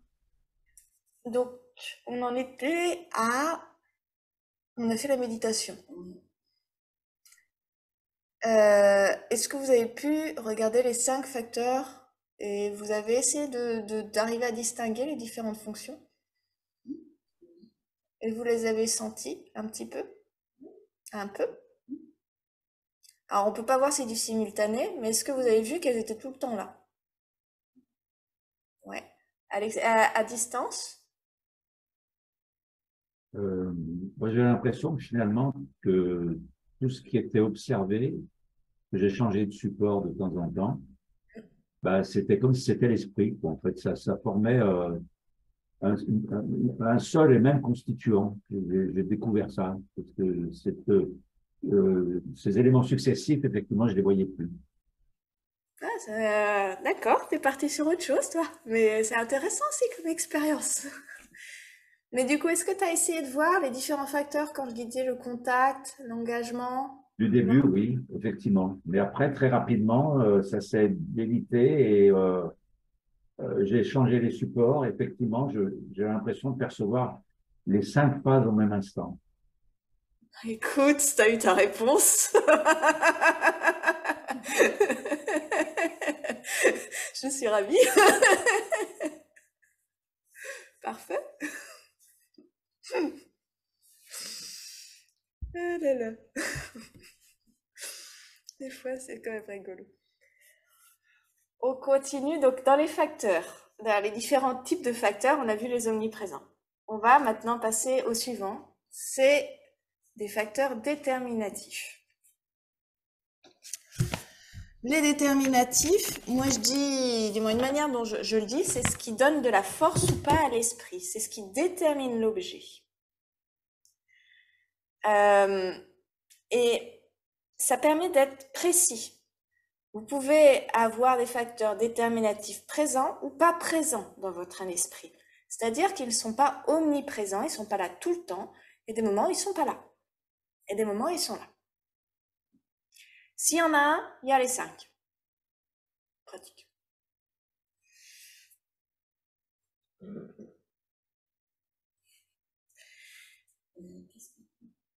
En disant, s'il y en a un, il y en a 5. Il y a 5 facteurs déterminatifs. S'il y en a un qui est présent, les 4 autres le sont aussi. Ah, c'est parce qu'il y a 5 facteurs déterminatifs. Oui. Par contre, ils peuvent ne pas être là. Par contre, s'il y en a un, il y a les 5. Voilà. Contrairement aux autres. Mais ils sont simultanés. Quand il y en a un, il y a les 5. Voilà, c'est ça.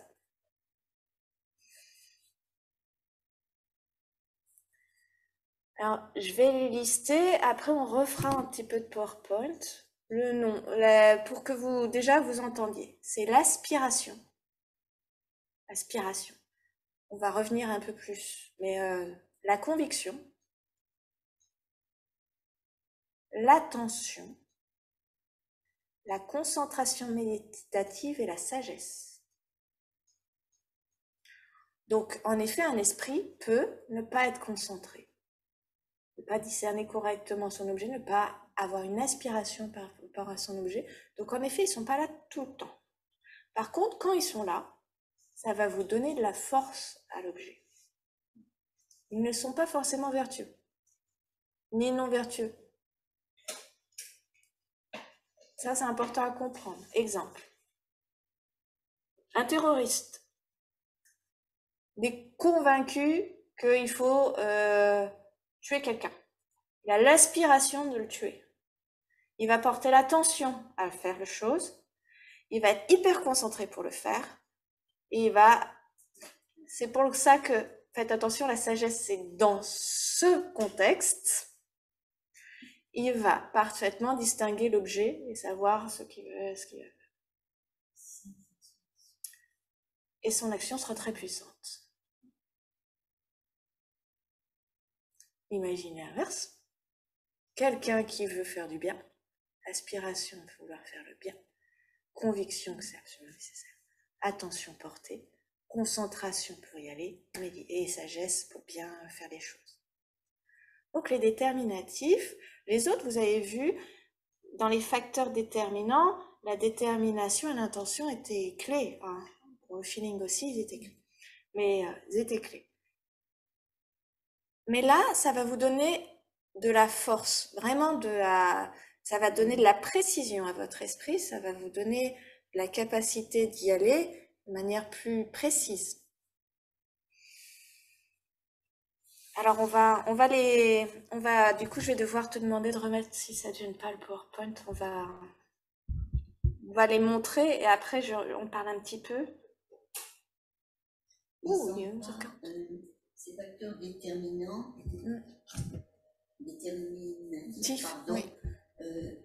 On les porte tous en nous, mais est-ce qu'on peut considérer que, enfin, déjà, première question, est-ce que tout être humain, les hommes, on les porte en nous, mais est-ce qu'ils sont totalement latents chez certains et jamais ils ne vont émerger, ou bien c'est des gens de fort alors, on les développer.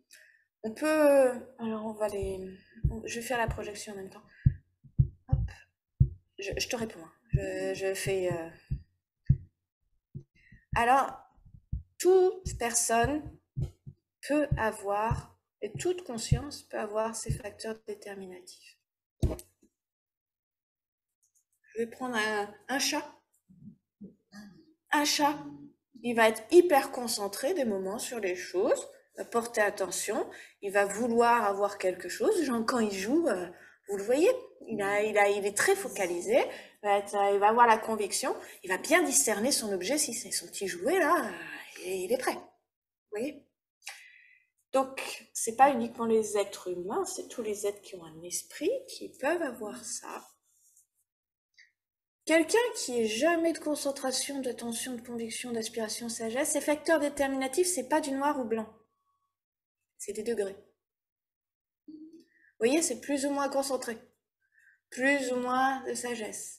Quand on a fait ce matin la phase de concentration en un point, on a utilisé des facteurs déterminatifs pour arriver à focaliser notre attention. On va les voir un par un. L'aspiration, c'est ce qui va orienter l'esprit, c'est le souhait de s'engager dans une activité qui développe un intérêt fort par rapport à l'objet. On dit que sa fonction, c'est le support de l'effort. Si on a une forte aspiration par rapport à quelque chose, on va avoir une capacité d'y aller même s'il y a des obstacles. Vous voyez? Voilà, c'est fonction de l'esport. On demande, des fois on se dit, mais quelle est la différence entre aspiration et intention? L'aspiration, c'est bizarre. L'aspiration, c'est vraiment le souhait de s'engager. On va mettre la direction avec un intérêt très fort, vous voyez. L'intention, c'est un peu, on met le carburant, on va le faire avancer. L'intention, on fait avancer l'esprit, on le fait bouger.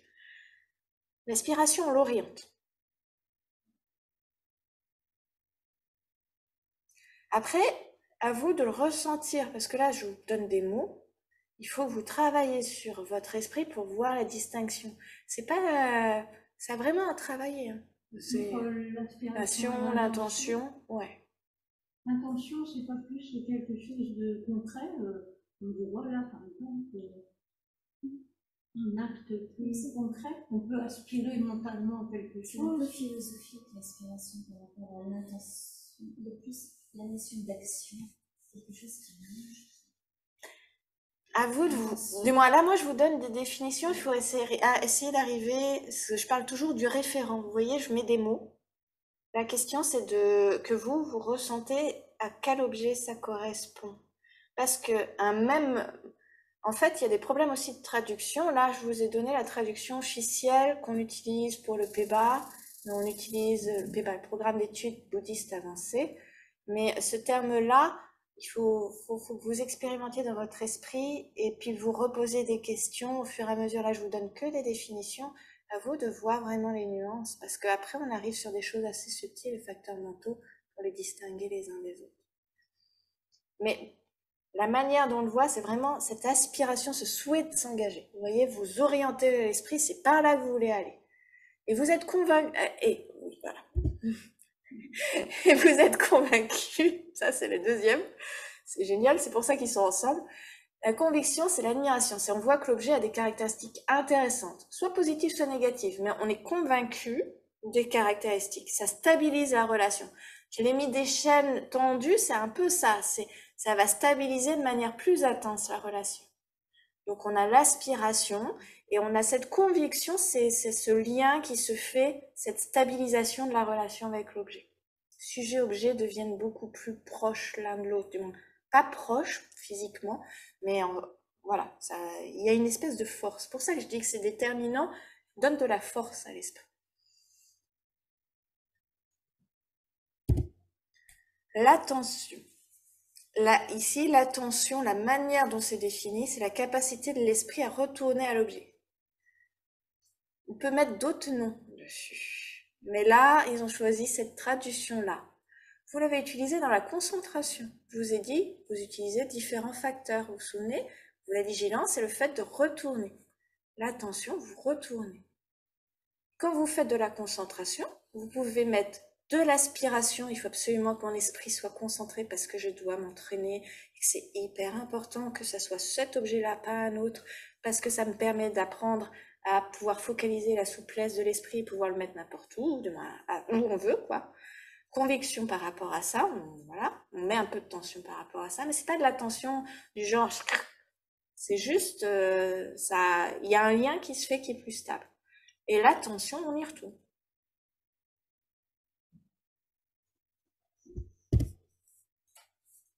Alors, j'ai toujours mis dans ce contexte, et prenez bien dans ce contexte, parce que ils ont mis ces termes-là, la concentration, la capacité de l'esprit à rester sur un objet.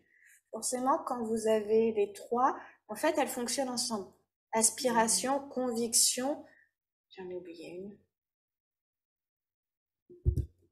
Attention, concentration, ça va stabiliser l'objet. Et la sagesse, ici, pour ça que ici, ils ont utilisé le terme sagesse, c'est la capacité de l'esprit à examiner l'objet, à déterminer sa valeur sur la base de caractéristiques qui va le rendre attractif, répulsif ou neutre. C'est-à-dire la capacité de connaissance de l'objet, de déterminer est-ce qu'il est vraiment attractif, répulsif ou neutre. Attention, comme ce n'est pas un facteur ici vertueux, on peut utiliser cette capacité-là de manière négative. Pour ça, la traduction, ça peut prêter à confusion. Prenez vraiment des termes, comme si vous appelez ça schmurp. Mais allez chercher derrière ce que ça veut dire.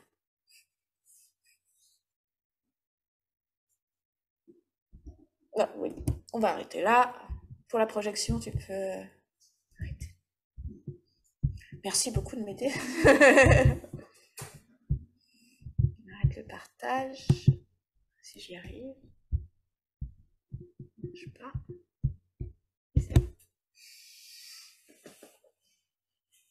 Donc, une fois que vous avez compris que les 5 fonctionnent ensemble, qui peuvent être vertueux et non vertueux, mais c'est ceux qui vont vous donner une intensité dans votre esprit. C'est ceux qui vont faire que les changements vont être plus intenses. Si vous voulez connaître quelque chose, si vous voulez développer l'amour, la compassion, si vous mettez une vraie aspiration à vouloir le faire parce que même de manière totalement égoïste, c'est vraiment très agréable de pouvoir aimer tous les êtres sans exception de manière inconditionnelle, parce que ça veut dire que dans ce cas-là, on aura ce sentiment d'amour, quelles que soient les circonstances.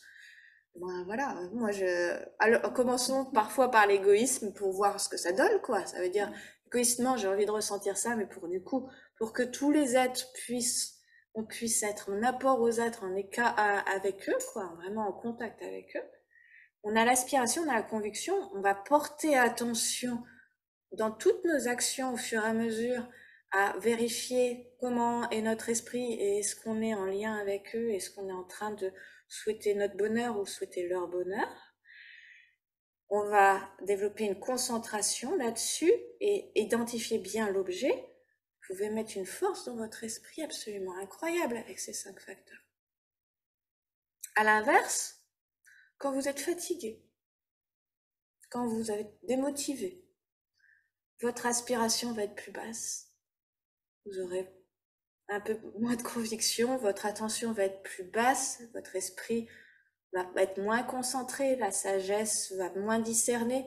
Exemple, vous êtes en concentration, vous êtes dans la torpeur, vous verrez pas que vous avez oublié votre objet de concentration. Vous ne le caractériserez même pas. Vous verrez pas que c'est positif ou négatif. La sagesse, elle est out là. Donc, vous voyez la différence? Tu as employé le mot karma à la maison. Est-ce que là, on pourrait pas parler de dharma? C'est-à-dire qu'un individu réaliserait ce pourquoi il est fait, voire de son dharma, mais peut-être pas jusqu'à là, mais ce pourquoi il est fait. Quand l'esprit est complètement avec ses facteurs déterminatifs plus des facteurs vertueux, je pense qu'il faut les deux. Parce que juste déterminatif, tu vois, tu peux tuer quelqu'un comme ça. Mais malheureusement. Il y a les snipers, ils sont hyper concentrés. Hein. Oui. Mais il y a des professions qui amènent à ça. Bien sûr. Mais du coup, tu vois, je suis pas sûre qu'ils ont réalisé complètement. Ils ont ces facteurs déterminatifs. C'est pour ça que je cherchais ce que tu entendais par dharma. Parce que, en fait, dharma peut recouvrir plusieurs choses. Ce pourquoi, en effet, c'est ça que tu mets derrière? Ah oui, je suis convaincue que ce pourquoi, en effet, au final, c'est de développer l'amour, la compassion et la sagesse. Mais c'est ma propre conviction personnelle, tu vois. Non, mais peut-être là, moi, je suis moi qui dis mal ce que recouvre le dharma. Mais dharma, en bouddhisme, ça peut aussi veut dire phénomène, tu vois. Et c'est pas uniquement... il y a différents... Le même terme, chez nous, peut recouvrir différentes réalités. Quand on dit Bouddha, Dharma, Sangha, le Dharma, c'est l'enseignement, c'est les réalisations, c'est ce qu'on va développer dans notre esprit. Par contre, il y a d'autres mantras où on parle Omni Dharma et tout Prabhava. Les choses sont liées...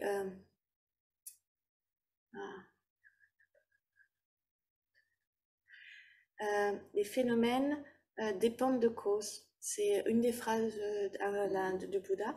On parle de phénomènes, tu vois, c'est dharma. Et là, on parle, derrière, c'est les phénomènes composés qui sont. Donc, même terme.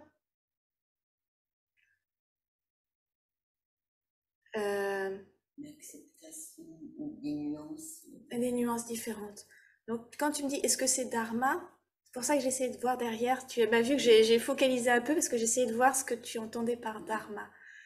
Mais je pense que dans le dharma, ce que tu disais, globalement est juste, c'est-à-dire on va plutôt dans un sens, je pense, positif. Moi, après, voilà. C'est pour ça, moi, la conviction, c'est on est tous là pour finir on va aimer tout le monde, quoi. Après, tu dis à quelqu'un qui a une culture gréco-latine que sagesse pourrait recouvrir des choses qui ne sont pas... Oui, c'est pour ça que je vous dis, faites attention à ce que... ne prenez pas le mot littéralement, prenez ce qu'il y a derrière la définition. Déjà, ça vous rapprochera plus de quoi on parle.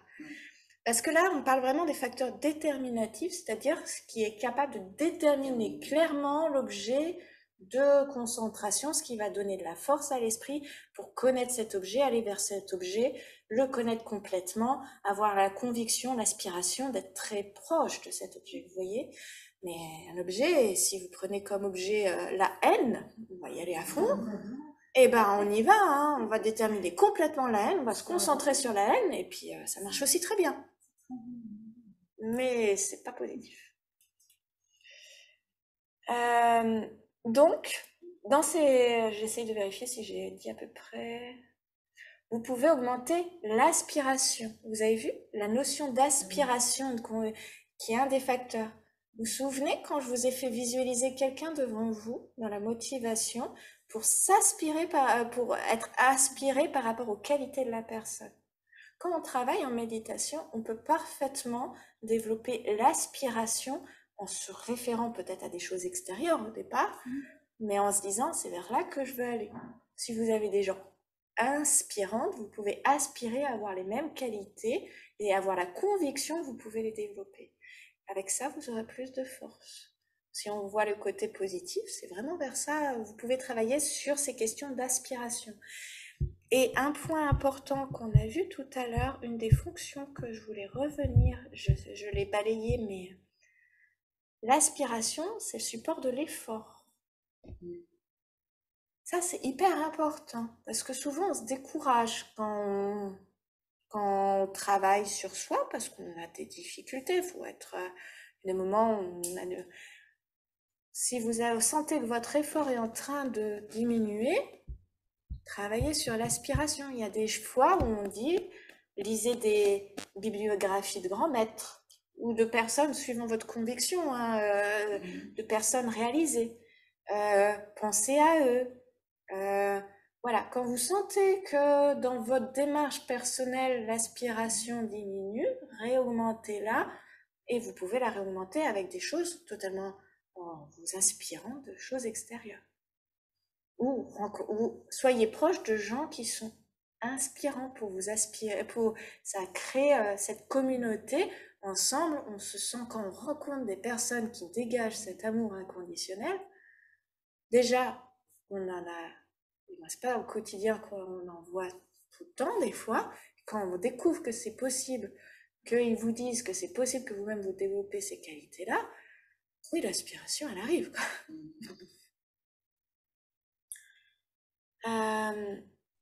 Est-ce qu'on peut aussi, pardon, je peux poser une question? Oui, oui, parfait.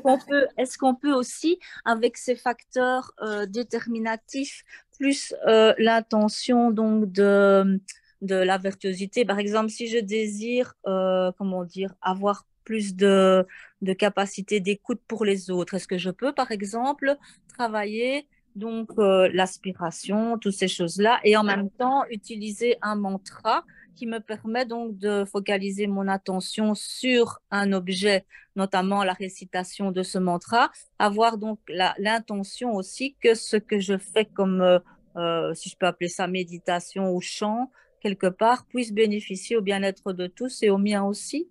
Est-ce que c'est un peu utiliser, est-ce que ça peut se complémenter tout ça? Bien sûr, bien sûr. En fait, chaque action que vous pouvez faire, même nettoyer une salle, même ranger quelque chose, si vous mettez une intention, c'est-à-dire que cette intention soit pas uniquement pour vous, mais pour le bien de tous les êtres. Je vais donner un exemple. Quand on organise tout simplement, je sais pas, le rangement de cette salle, qu'on nettoie cette salle, si on met l'intention, quand je nettoie, je le fais pour que en pensant que je nettoie toutes les perturbations de l'ensemble de tous les êtres. Vous voyez, vous commencez avec quelque chose de conceptuel. Vous utilisez votre conscience mentale, vous mettez ça, vous augmentez, vous mettez cette intention-là. Vous mettez ensuite l'aspiration à le faire, la conviction que si vous travaillez sur votre esprit et que vous mettez une attention particulière, toutes les actions que vous faites vont s'orienter vers ça. Vous mettez une attention, vous vous concentrez à rester bien focalisé sur ce que vous faites et puis à toujours continuer à vous dire « Ah oui, mais je le fais pas uniquement pour bien, mais pour le bien de tous les êtres. » Là, vous êtes en train de créer, vous pouvez dire artificiellement au départ, mais vous créez des causes. Votre esprit, vous êtes en train de créer les causes pour créer ça, quoi. Vous voyez? Donc là, vous mettez l'intention du bien de tous les êtres, vous récitez des mantras.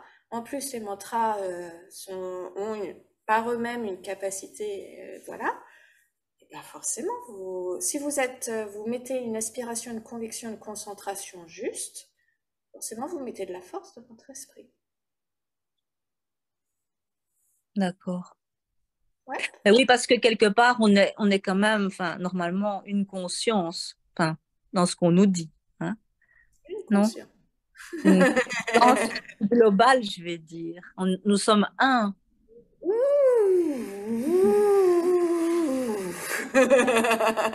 Ah bon? Mais voilà, c'est peut-être une conviction que j'ai. Ah, ça mériterait débat. Mais c'est vrai, ça nous sommes un, le Dalai Lama le dit. Mais écoutez, moi, voilà, attendez à ce que vous mettez derrière. Oui. Attendez à ce que vous mettez derrière. Tu es un... Ouais, non, on va pas rentrer là-dedans. Parce que si ça vous dérange pas. Parce que sinon, là, on va ouvrir un champ avec... il y a différents niveaux de réflexion. Je préfère pas. Là, pour l'instant, on va rester très pragmatique sur notre niveau là, si ça vous va, où on en est. Sur la notion, est-ce qu'on est tous un ou pas? Ça dépend de ta vue philosophique, ça dépend de tes convictions religieuses, et après, il faut aller plus loin du moins, c'est pas une conviction qu'il faut chercher, c'est est-ce que c'est vrai, tu vois, donc il Oui, faut c'est aller dans ça. l'expérimentation. Mais voilà, mais c'est pas par expérimentation. Enfin, moi, si je peux parler encore juste une minute, il m'arrive par moment, depuis 2 ans, par moment, je dois m'asseoir et je reçois des messages ou de l'écriture automatique et c'est souvent signé «Nous sommes un». Donc, c'est pour ça que je me permets de dire ça. Mais voilà, ça n'engage que moi et j'ai pas envie de parler de ça Et ici. c'est vrai, c'est vrai. J'ai pas envie de parler de ça ici parce que je me pense, rends moi j'essaye vraiment que cet enseignement-là, il soit ouvert pour tout le monde, bouddhiste, Oui, non bouddhiste, hindouiste, d'accord. tout niveau et toute conviction. Donc pour l'instant, j'essaye vraiment que ce que je vous explique soit par rapport à notre vie de tous les jours. Après, voilà, il y a d'autres choses. Voilà. Mais la question, c'était juste par rapport au mantra. Donc, le fait Eh est, ben, oui, là, tu as répondu. Merci. Oui.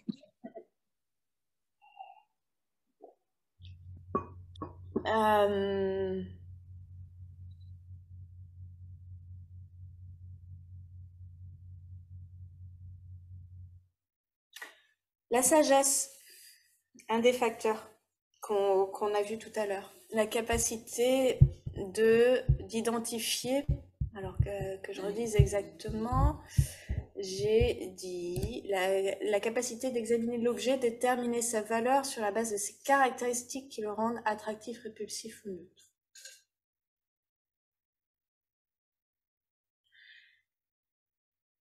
Vous pouvez approfondir ce facteur-là. Vous pouvez regarder un objet de manière très générale, exemple l'esprit en général, comme on a fait au début, qu'est-ce que l'esprit? Et vous pouvez aller jusqu'à examiner en détail l'objet, de déterminer plus précisément ce qu'il est, quelles caractéristiques, comment il fonctionne, et vous pouvez aussi l'élargir. Vous pouvez voir de manière plus globale un objet ou de la manière plus précise, de manière plus profonde, de manière plus subtile. La sagesse, elle peut s'entraîner aussi sur la profondeur, la précision, vous voyez?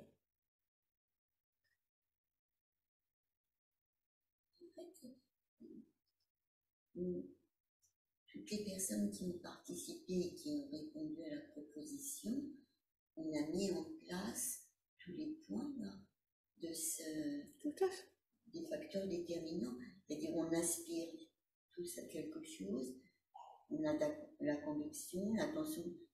Bien sûr. Et la sagesse, c'était l'objet, effectivement, c'est l'esprit. Ici, oui. Enfin, l'objet de notre... Oui, et là, vous êtes en train de développer la notion de capacité à examiner l'objet. Oui. Vous voyez, vous êtes en train de mieux connaître sa valeur, voir comment il fonctionne. Donc ça, au fur et à mesure, on peut le développer, la sagesse. Tout comme on peut développer la concentration. Tous ces facteurs-là, ces 5, on peut les développer en difficulté. Donc, je pense qu'il est déjà midi. Ouais. On va se dire que, je pense, au départ, ce qui est important, c'est vraiment regarder, quand vous êtes en train de méditer ou quand vous êtes en train de faire une action, vérifiez dans votre esprit le niveau d'aspiration, de foi, etc. Ça peut rendre plus ou moins intense votre expérience. Sinon, en fait, vous avez, des fois, ces facteurs déterminatifs, ils sont pas là. Exemple, on parlait des consciences inattentives tout à l'heure. Conscience inattentive, vous n'avez aucune aspiration par rapport à l'objet qui apparaît, aucune conviction par rapport à l'objet, aucune concentration, aucune sagesse et aucune, j'oublie toujours le même, aucune attention. Voilà. C'est pour ça que des fois, ils sont pas là. Il y a des fois, des moments, on est là, le temps passe, on n'a aucune aspiration, aucune conviction, et voilà. Il n'y a pas de force, quoi. Le truc, il est... Donc, les facteurs déterminatifs, c'est ce qui va donner un impact plus ou moins important, je pense, dans la force de l'objet. Donc, vous pouvez passer du temps en n'ayant pas ça. Vous avez une conscience inattentive, vous êtes passé, vous focalisez sur autre chose. Ou vous pouvez travailler sur ces facteurs déterminatifs pour mettre de la puissance dans ce que vous êtes en train de faire. Il ne faut pas multiplier les objets. Non.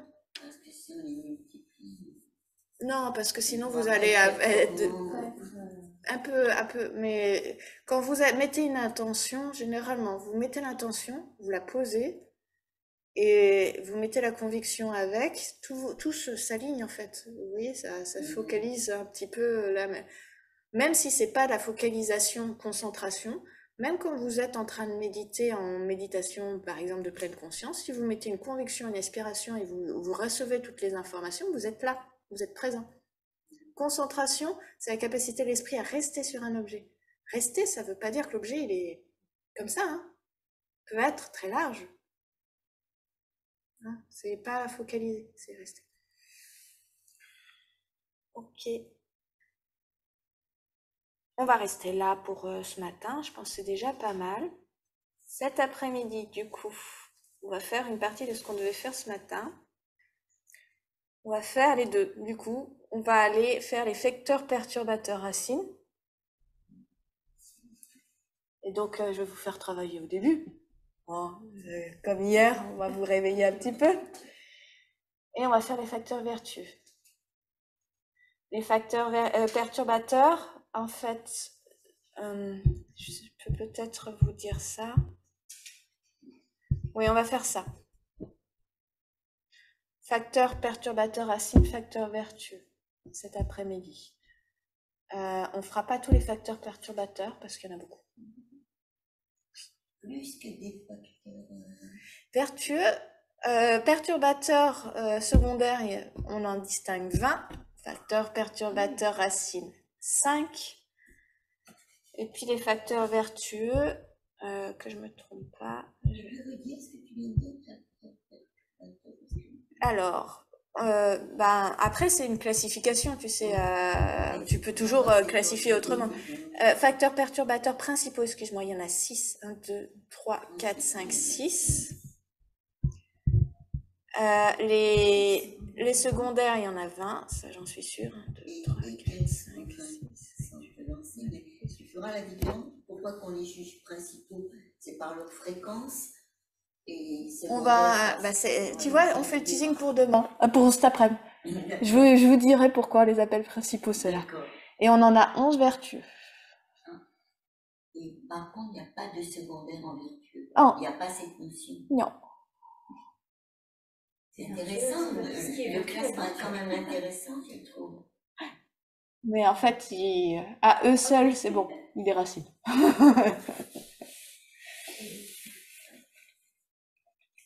Et voilà, donc on arrête là maintenant, il est midi, si ça vous va, et on reprend comme hier à 13h30. Ok, merci, à tout à l'heure. Et la petite vidéo dont tu as parlé pour leur déjeuner. Ah oui. Oui, si à distance, si vous voulez la vidéo que j'ai projetée, que vous n'avez pas pu voir, vous mettez votre mail dans le forum. J'ai vu que vous savez l'utiliser. Donc, mettez-moi votre mail et je vous envoie tout de suite la vidéo. Comme ça, c'est fait.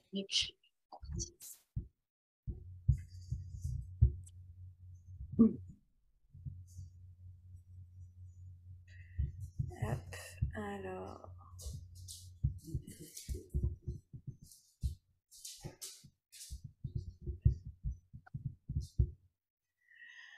Et j'arrête la réunion. Je vous propose après, dès que vous avez fini, s'il y a des personnes, non, c'est bon. Il n'y a personne d'autre qui me l'a mis sur le forum, donc c'est bon. Là, je conclus, Florence, la réunion, et puis on se reconnecte à 13h30.